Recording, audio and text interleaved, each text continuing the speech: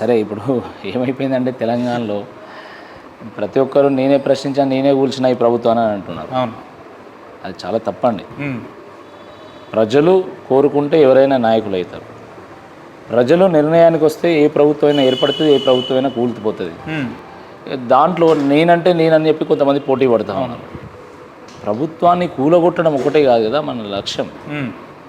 మనము ఈ సమాజాన్ని ఏ విధంగా ముందు తీసుకెళ్ళాలి, ఇక్కడ ఉన్నటువంటి సమస్యలను ఏ విధంగా పరిష్కరించాలి, ఏ విధమైనటువంటి ఒక దూరదృష్టి కలిగినటువంటి విధానాన్ని మనం తీసుకురావాలనే దాని మీదనే చర్చ జరగాలి తప్ప నేను పలానా ఆయన మీద నా కక్ష ఉంది, నేను కూలగొట్టిన ప్రభుత్వం అయితే ఓట్లు ఇస్తారా ఏంది?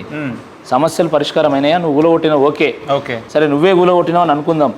సమస్యలు పరిష్కారమైన నిరుద్యోగ సమస్య పోయిందా? మీరు అన్ని ఉద్యోగాలు ఇచ్చేసిందా? మీరు నిరుద్యోగ వృత్తి ఇచ్చేసిందా? ఉద్యోగస్తులు డిఏలు, పిఆర్సీలు, ప్రమోషన్లు, బెనిఫిట్స్ అన్ని ఇచ్చేసిందా? ఎట్లా మాట్లాడతారండి? అర్థం ఉండాలి. 100%. That is what I'm saying. Congress party 6 గ్యారంటీలు 420 హామీలు ఇస్తే ప్రజలు ఆశపడి నమ్మి కాంగ్రెస్ పార్టీకి ఓటేసింది. దాని తప్పలేదు. ప్రజల తీర్పు ఎప్పుడు కూడా చాలా గొప్పగా ఉంటుందండి ప్రజాస్వామ్యంలో.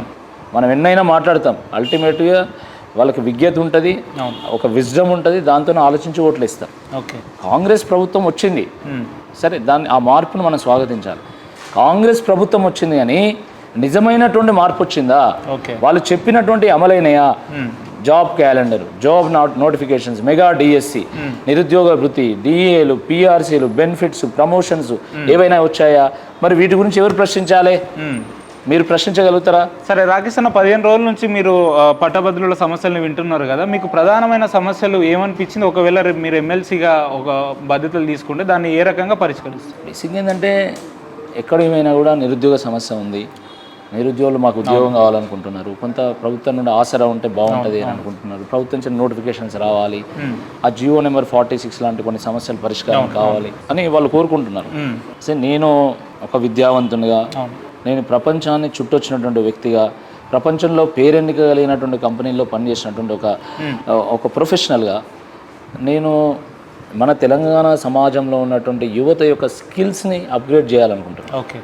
స్కిల్ డెవలప్మెంట్ జరగాలి, యూనివర్సిటీ ఇండస్ట్రీ లింకేజ్ పెరగాలి, వాళ్ళలో ఉద్యోగిత పెరగాలి. చాలామంది ఉద్యోగం కోసం ఎదురు చూసేటువంటి వాళ్ళు ఉన్నారు, కానీ వాళ్ళలో ఉద్యోగిత అంటే ఆ ఉద్యోగానికి కావాల్సినటువంటి స్కిల్స్, ఆ ప్రొఫెషనల్ ఎగ్జిబిట్స్ ఏవైతే ఉన్నాయో వాటిని పెంచాలి. దాంట్లో నా ప్రయత్నం ఉంటుంది. నా మిత్రులు కూడా చాలామంది ఎంటర్ప్రెన్యూర్స్ ఉన్నారు. అది రెడ్ బస్ కానీ, స్విగ్గీ కానీ, ఇట్లా చాలా కంపెనీస్ ఉన్నాయి. సో నా వంతుగా వాళ్ళని కూడా వీళ్ళ దగ్గర తీసుకొచ్చి కెరీర్ గైడెన్స్ ఇప్పించడము, అవకాశాలు ఉన్న చోట ఉద్యోగాలు ఇప్పించడం, ఉపాధి కల్పించడము, ఈ ప్రయత్నాలు కూడా నేను కొనసాగిస్తాను. బట్ నేను ప్రతిపక్ష పార్టీ నుండి పోటీ చేస్తున్నా.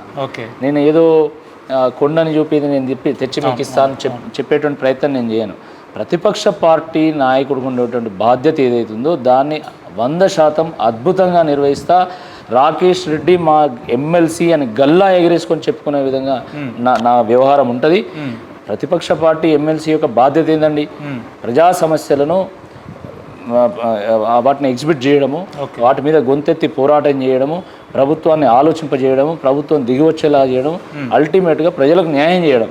దాంట్లో నాకు అనుభవం ఉంది. రాకేష్ రెడ్డి అనే వ్యక్తి పారాషూట్ లీడరా, పబ్లిక్ లీడర్ అంటే ఏం చెప్తారు? Definitely not parachute leader.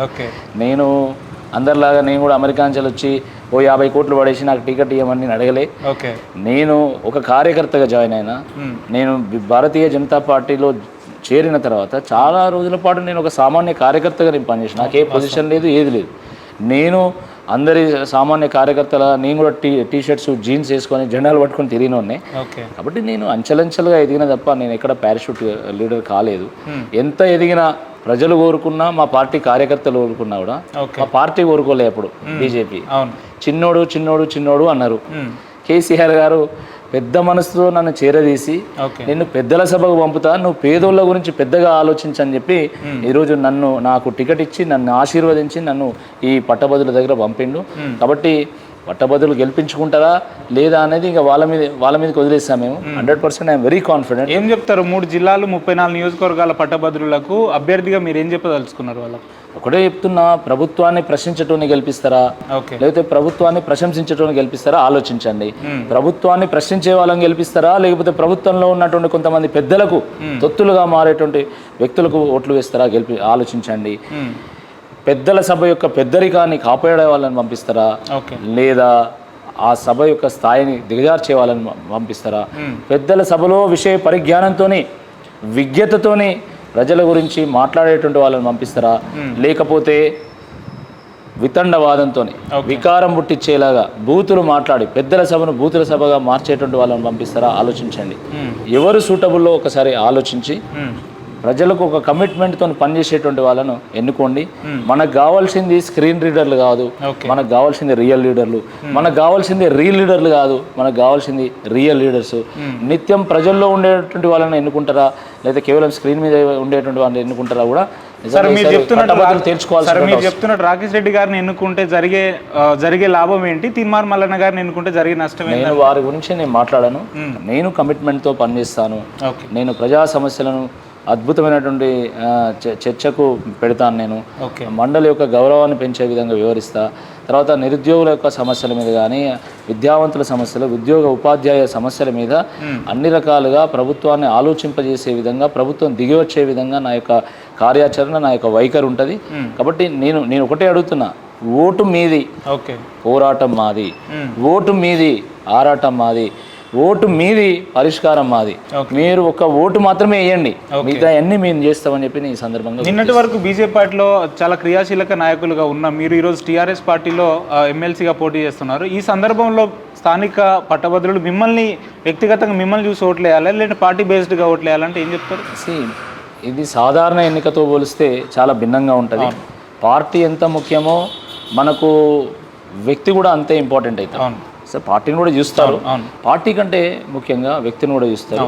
Professor Nageshwar కానీ లేకపోతే చుక్కా రామయ్య గారు కానీ డాక్టర్ రాజేశ్వరరావు గారు కానీ రామచంద్రరావు గారు కానీ ఎగ్జాక్ట్లీ అండ్ మన పల్లా రాజేశ్వర రెడ్డి గారు కానీ దిలీప్ కుమార్ గారిని వాళ్ళ వెనుక పార్టీలు ఉన్నాయి, నేను కాదనడం లేదు, వేరు పార్టీలు కావచ్చు, కానీ వాళ్ళంతా అంటే దీనికి సూటబుల్ లీడర్స్ వాళ్ళంతా కూడా. కాబట్టి ఆ రకంగా వాళ్ళని ఎన్నుకున్నారు.